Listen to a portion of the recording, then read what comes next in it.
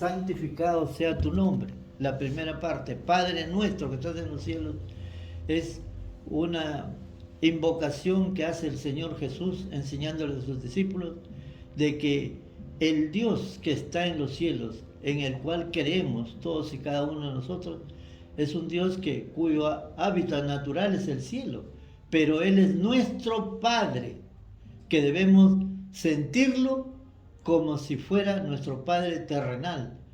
Debemos sentirlo y experimentar, no solamente a través del conocimiento de la palabra, ese conocimiento intelectual, racional, sino a través de una experiencia espiritual de sentir la presencia de Dios cuando decimos Padre nuestro que estás en los cielos. No decimos Padre mío, tengamos cuidado de esto, sino Padre nuestro, que también está indicándonos que somos parte de una comunidad, que este Padre es Padre también de otros que le han aceptado como su Señor, le han recibido como Padre, que hemos tenido el privilegio, hemos tenido la misericordia del Padre de habernos dado al Hijo para que recibiéndole a Él nos adopte como tales. Entonces debemos tener en cuenta, amados hermanos, que no solamente Él es nuestro Padre de una forma egoísta, sino que es Padre de todos los que estamos aquí y debemos sentirle así como nuestro Padre. Debemos llegar a Él no como un Dios lejano que está en las alturas, ciertamente, como decía, Él está en los cielos y nosotros en la tierra, pero Él está siempre al lado nuestro. Su palabra dice, como lo expresé al comenzar la oración, que donde dos o más se reúnen en su nombre, Él está en medio de nosotros. Pero también encontramos en el libro de Isaías, en el capítulo 41, a partir del verso 10, que Él dice, Señor, que Él está cercano a nosotros, ¿no? Que Él está, ¿cómo se llama? No desmayes, dice, porque yo soy tu Dios, que te esfuerzo, siempre te ayudaré, siempre te sustentaré con la diestra de mi justicia. Dice, el Señor está cercano a nosotros, dice, donde quiera que tú vayas, yo estaré contigo. Estaré a tu derecha, a tu izquierda, delante de ti, detrás de ti. El Señor siempre nos está, Señor, asegurando, dijo, ¿no? Cuando tú atravieses las aguas, no te negarán. Y cuando tú cruces el fuego, no te quemarás. Nunca te apartes de este libro de la ley, le dijo Josué. Nunca te apartes de él, ni de día ni de noche. Léelo, medita en él y cumple con las indicaciones que se te da en él. Y yo, tu Dios, Jehová, estaré contigo donde quiera que tú vayas. Así que, amados hermanos, siempre debemos tener presente estas palabras, que Él está siempre cerca de nosotros, que Él siempre nos va a cuidar, a proteger, como el padre que se preocupa por sus hijos. Que no les falte nada. Ciertamente la palabra de Dios también dice en Salmos 34:7, dice, el ángel de Jehová acampa alrededor de los que le temen y los defiende. De tal manera, amados hermanos, que mientras que nosotros tengamos ese santo temor de Dios, siempre estaremos protegidos.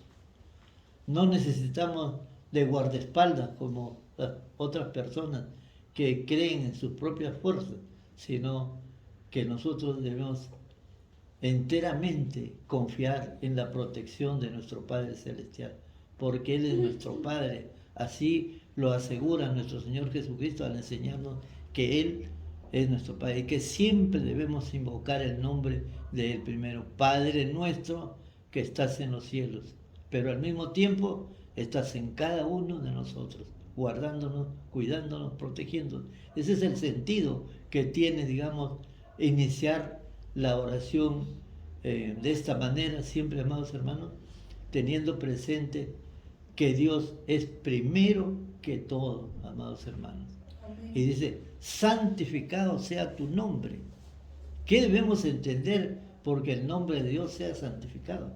El nombre de Dios debe ser respetado, el nombre de Dios debe ser exaltado, el nombre de Dios debe ser, amados hermanos, pronunciado con temor, Señor. No debemos mencionar su nombre para nada.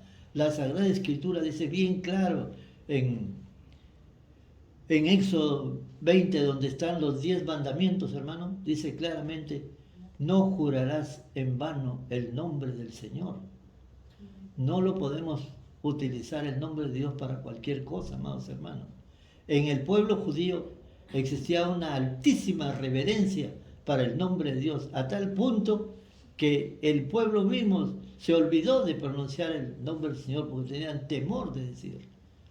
Y encontramos el nombre de Dios cuando Jehová de los ejércitos se presenta delante de Moisés y Moisés le pregunta que quién era y él dijo, yo soy el que soy.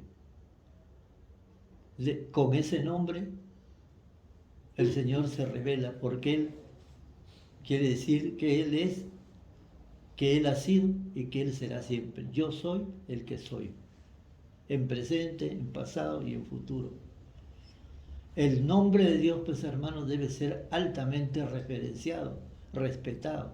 No se debe utilizar así nomás.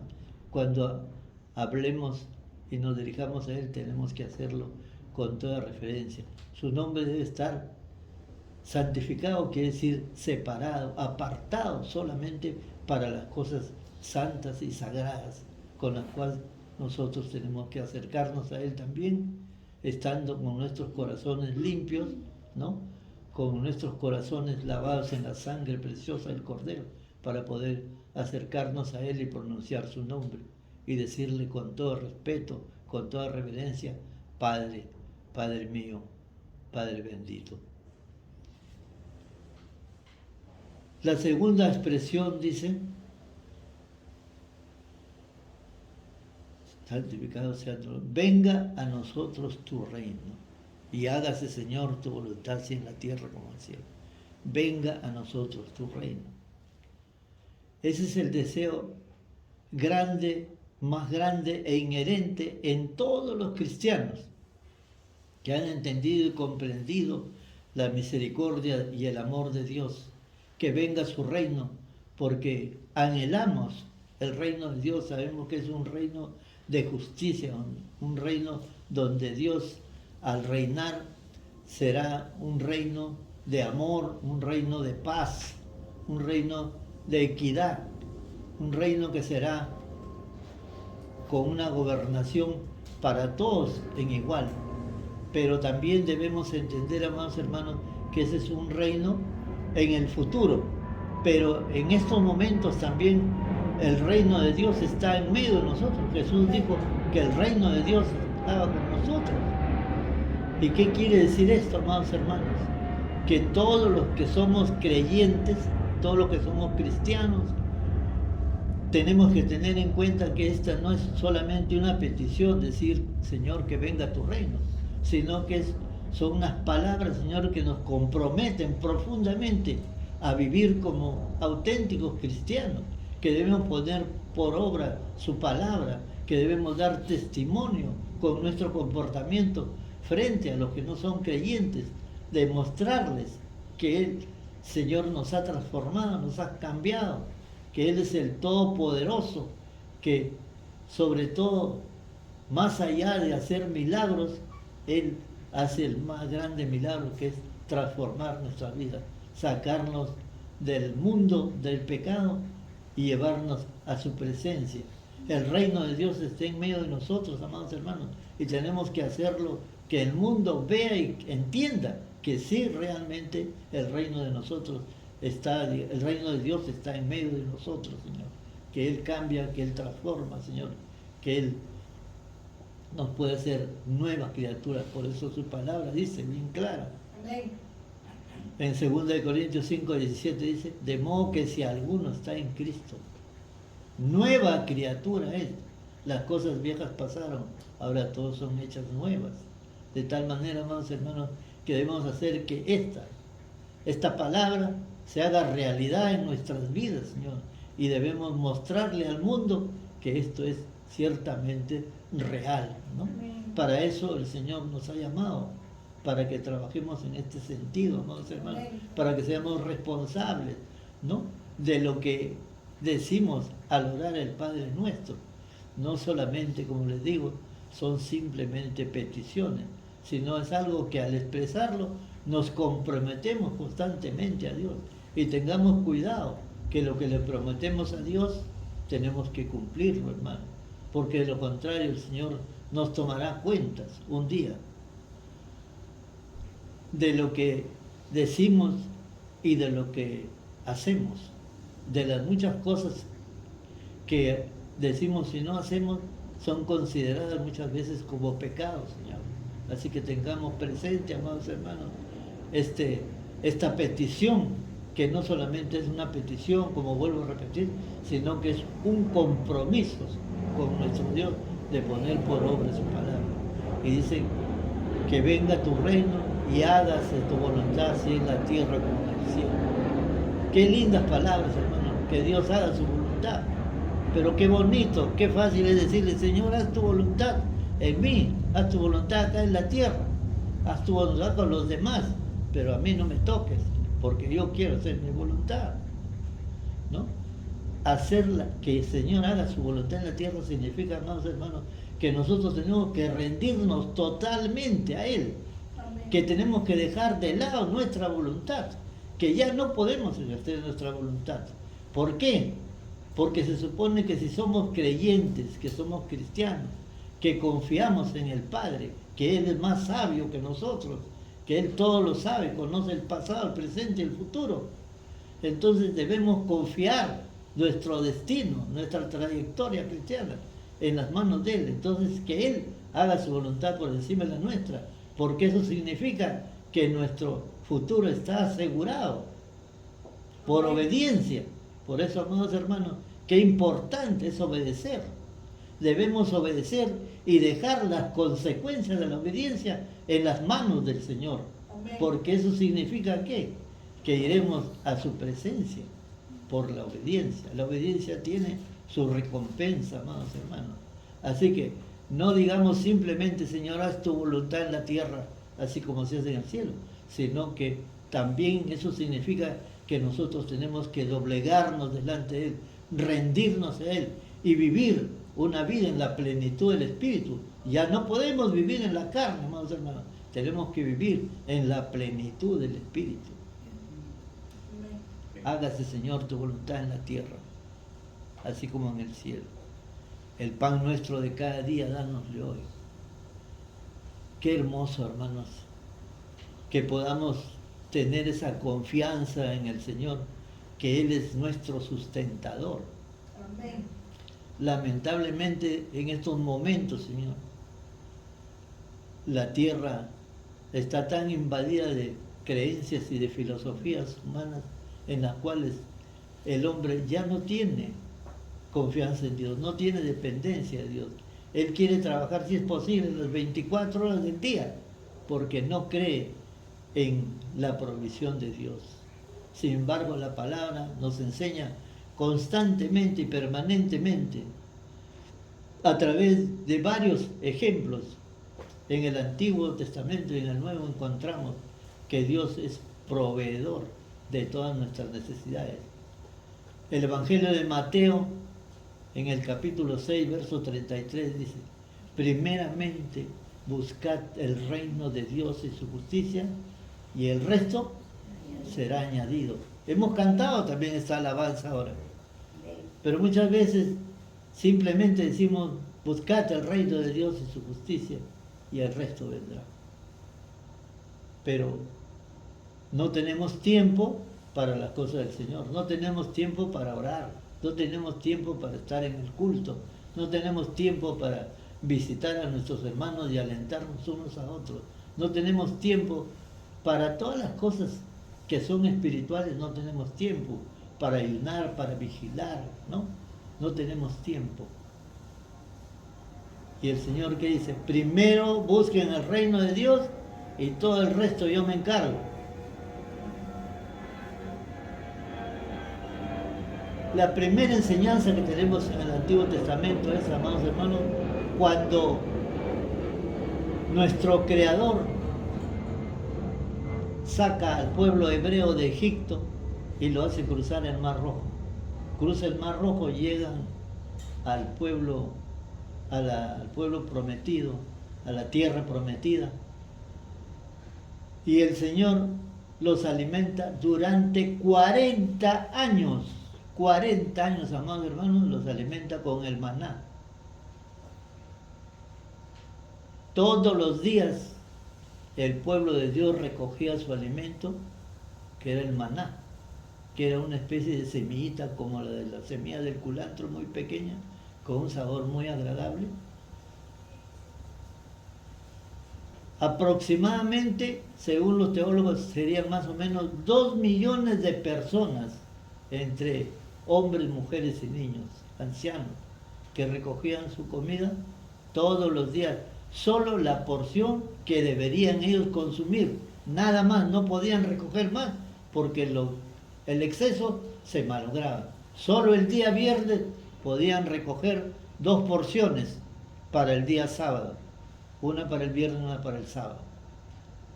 Así el Señor durante 40 años repitió este milagro.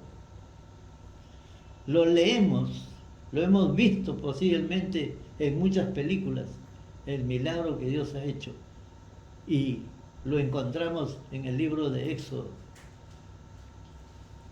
Sin embargo, no creemos en el milagro de Dios. Luego encontramos, amados hermanos, que el mismo Señor Jesucristo, 2 veces, en 2 oportunidades, multiplicó los panes. De 5 panes y 2 peces se alimentaron casi 5.000 varones, sin contar mujeres y niños. 2 veces repitió el Señor este milagro. Amén. ¿Por qué hizo énfasis el Señor en este milagro? Para que nosotros, cuando conociéramos el Evangelio, tengamos la plena y absoluta confianza de que Dios es nuestro proveedor. Amén.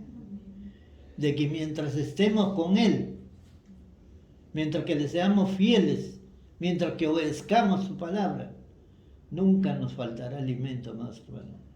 El mismo Señor Jesús enseñó a las multitudes diciendo que las aves del campo no siembran ni cosechan, no tienen graneros, no tienen silos, pero no les falta el pan de cada día.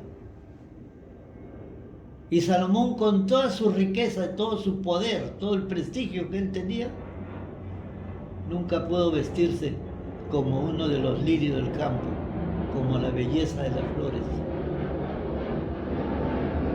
Y el Señor dice: ¿nosotros no valéis más que unos pajarillos? Entonces, ¿por qué dais que el Padre os puede alimentar? ¿Por qué dudamos? ¿Y por qué nos afanamos entonces solamente en pensar en trabajar? Y no aprendemos a depender de Dios. Hoy en día hay un pecado muy extendido, más hermanos, que se llama la autosuficiencia.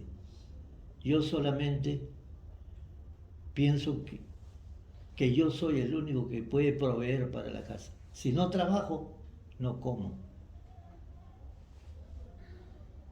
Pero cuántos testimonios hay, amados hermanos, de hombres de Dios, de misioneros, hermanos, que se han entregado por entero a la obra del Señor y el Señor les ha proveído de todo: comida, alimento, como se dice, ropa, calzado. El Señor mismo le dijo a sus discípulos: cuando ustedes salgan a predicar la palabra de Dios, no lleven ni dinero, no lleven ni cinto, no lleven ni calzado. Con lo que tienen puesto, así vayan. Pero nos falta fe, amados hermanos, pensar que el Señor puede cubrir nuestras necesidades, amados hermanos.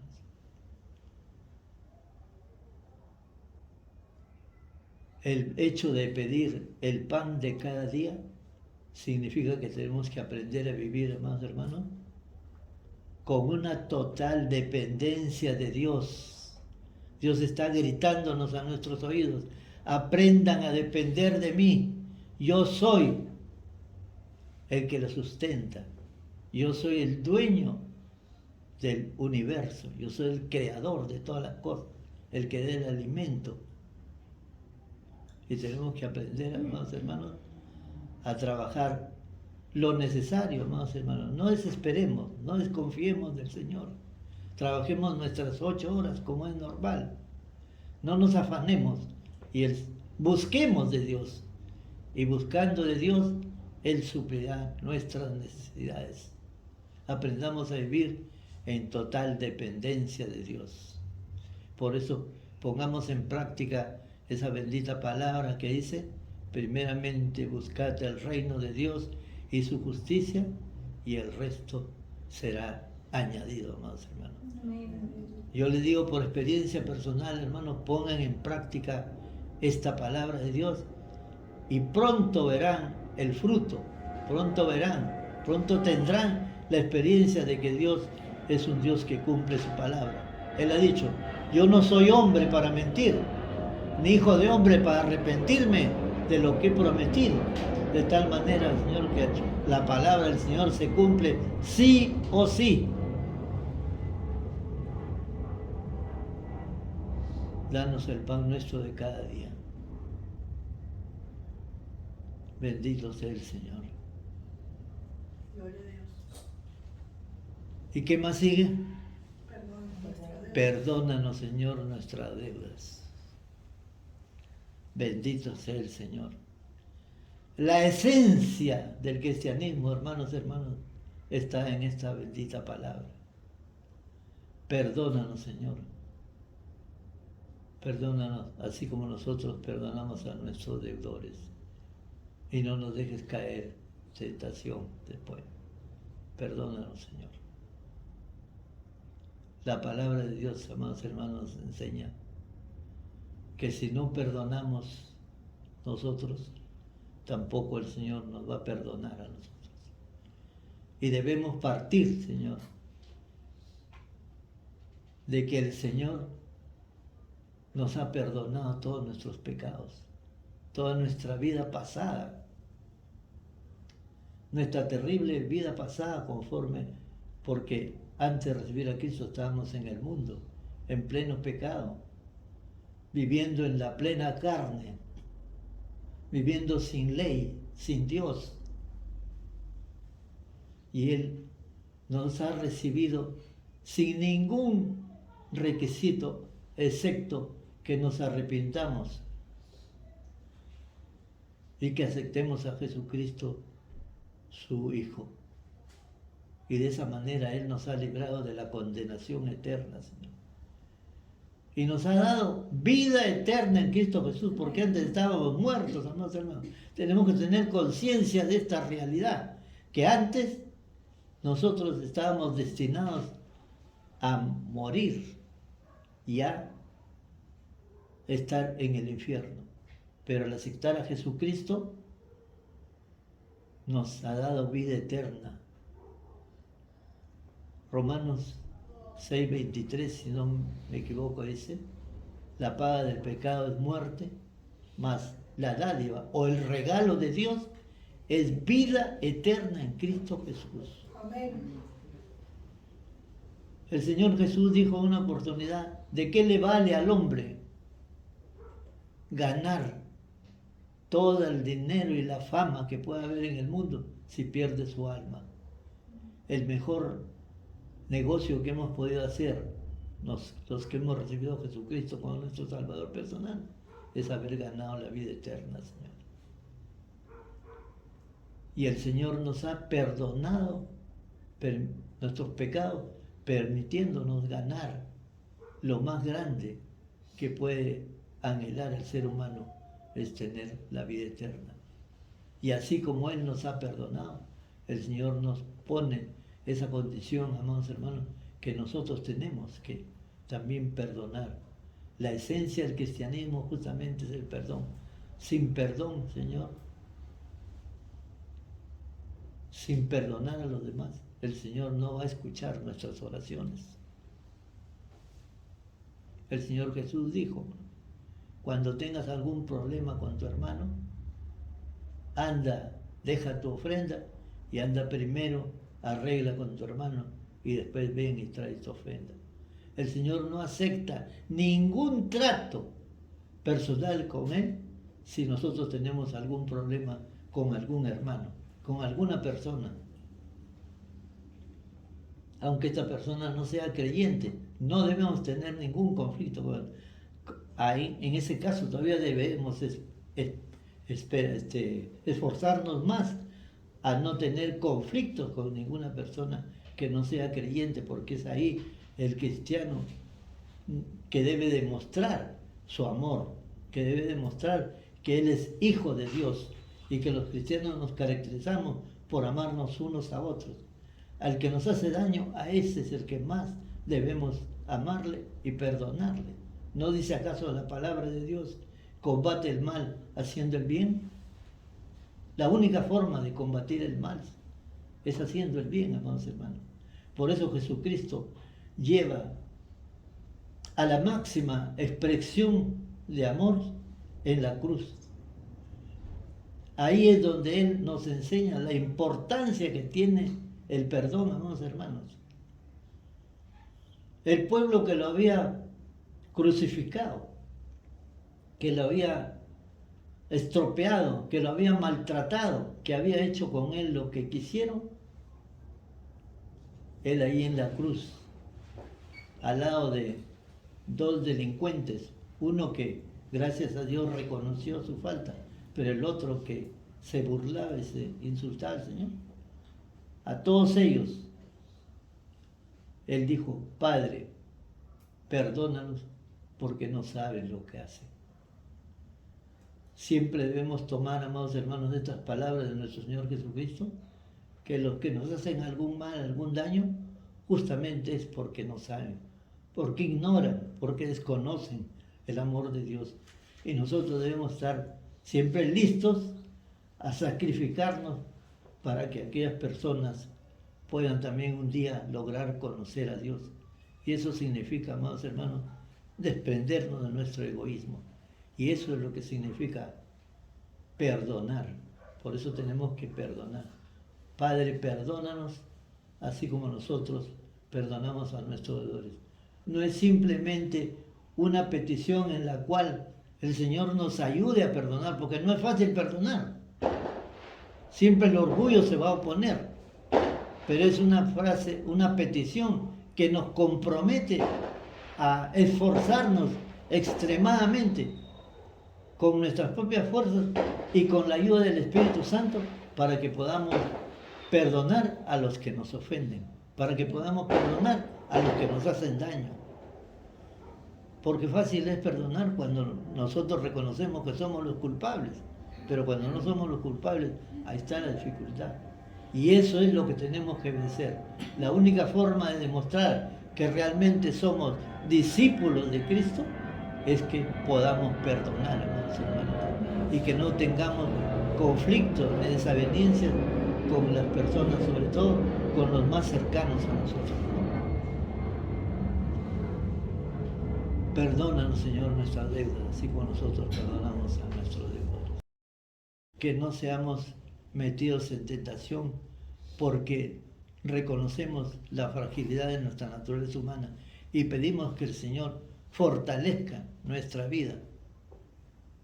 Sin la ayuda de Él estamos perdidos, amados hermanos, porque tenemos una naturaleza de pecado, una naturaleza que siempre se va a inclinar al pecado, porque en la esencia misma de nuestro ser está el pecado, y la única forma de librarnos es con la ayuda del Espíritu Santo. Él tiene que ser el que constantemente dé soporte a nuestra vida, amados hermanos. No podemos dejar de lado al Espíritu Santo. Por eso, siempre cuando comienzo a hablar con ustedes, les digo que la gracia de nuestro Señor Jesucristo, el amor del Padre y la comunión del Espíritu Santo esté con cada uno de ustedes, amados hermanos, porque tenemos que tener una permanente comunión con el Espíritu Santo, porque Él es el encargado de hacernos recordar las cosas del Señor. El mismo Jesús dijo, cuando yo voy al Padre, yo os enviaré el Espíritu Santo, que Él les hará recordar todas las cosas que yo les enseñaba. Entonces tenemos que invocar siempre el Espíritu Santo, que sea nuestro guía, que sea nuestro compañero, que sea quien nos aconseje, quien nos dirija, el Espíritu Santo, para de esa manera poder vencer las tentaciones.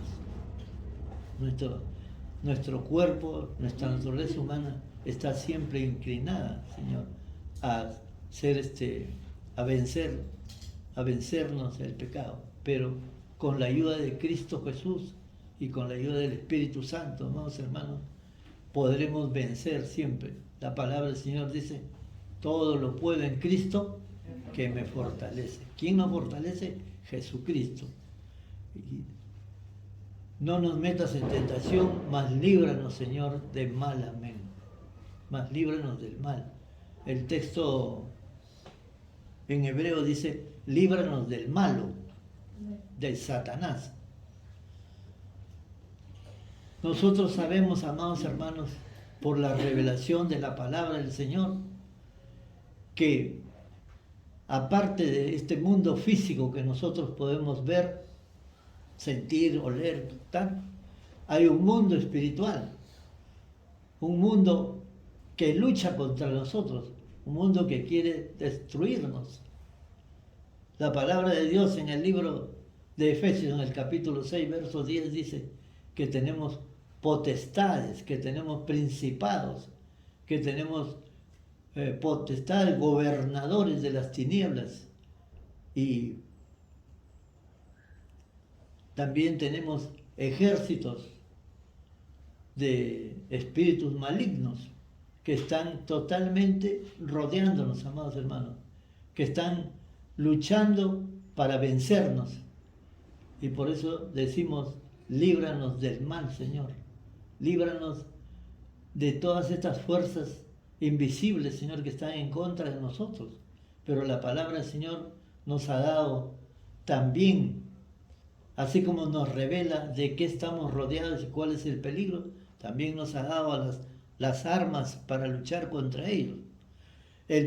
La primera oportunidad, cuando hemos venido en la reapertura de este local de la Casa del Señor, el primer mensaje que yo les di, deben recordar ustedes que se trataba de la armadura de Dios. Amén. ¿Se acuerdan? Amén. La armadura de Dios, a través de la cual el Señor nos da, digamos, para que podamos defender, para que podamos luchar contra el mal. Tenemos el casco de salvación, tener la seguridad de que somos salvos mientras estamos caminando rectamente conforme a la palabra de Dios. Tenemos la seguridad de la salvación, tenemos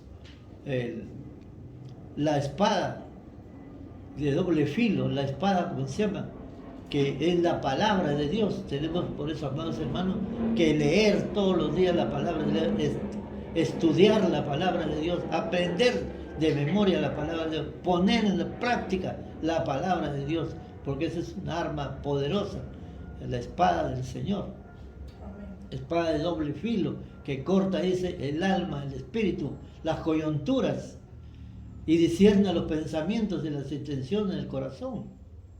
El cinturón de la verdad, amados hermanos, siempre tenemos que hablar con la verdad, cueste lo que cueste, pase lo que pase, debemos siempre decir la verdad, hacer una forma de hábito de siempre decir la verdad, jurar por la verdad, nunca mentir, amados hermanos.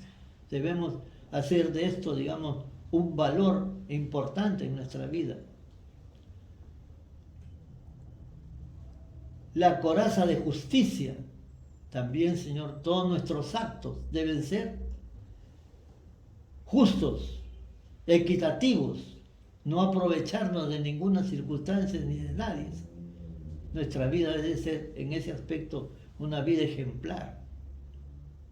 Y también, amados hermanos, el Señor nos enseña que cojamos el escudo de la fe. La fe, bendito Dios de los cielos, con la cual es imposible que podamos agradar a Dios si no tenemos fe, amados hermanos. La fe es la base fundamental de nuestra creencia. La fe. Con la fe podemos lograr muchas cosas, amados hermanos. El Señor dijo, al que cree, todo le es posible, amados hermanos. Muchas veces estamos padeciendo circunstancias difíciles porque no creemos en la palabra de Dios, porque no creemos en la promesa del Señor. El Señor dice bien claro, yo no soy hombre para mentir, ni hijo de hombre para arrepentirme de lo que he prometido. De manera, amados hermanos, que tenemos que tener la clara confianza, la seguridad de que las promesas de Dios se hacen reales en nuestra vida, amados hermanos. Amén. Y también el Señor nos enseña que debemos orar, constantemente orar. La oración es fundamental, amados hermanos. La obra del Señor no crece si no está apoyada por la oración de todos y cada uno de los miembros de la congregación. Amados hermanos, esta no es una obra material, esto no es un club, no es un lugar donde nos reunimos para cantar y alabar al Señor. Es una obra espiritual que tiene que ser levantada por la oración, por los ayunos, por las vigilias, y sobre todo orar constantemente y permanentemente, como dice la palabra de Dios, orar sin cesar, amados hermanos.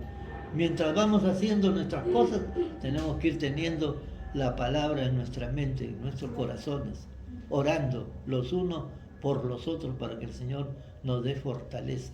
De esa manera evitamos que el enemigo nos pueda vencer, amados hermanos. Señor, líbranos del mal. Y finalmente tenemos las palabras que dice, y a ti, Señor, sea el reino, el poder y la gloria.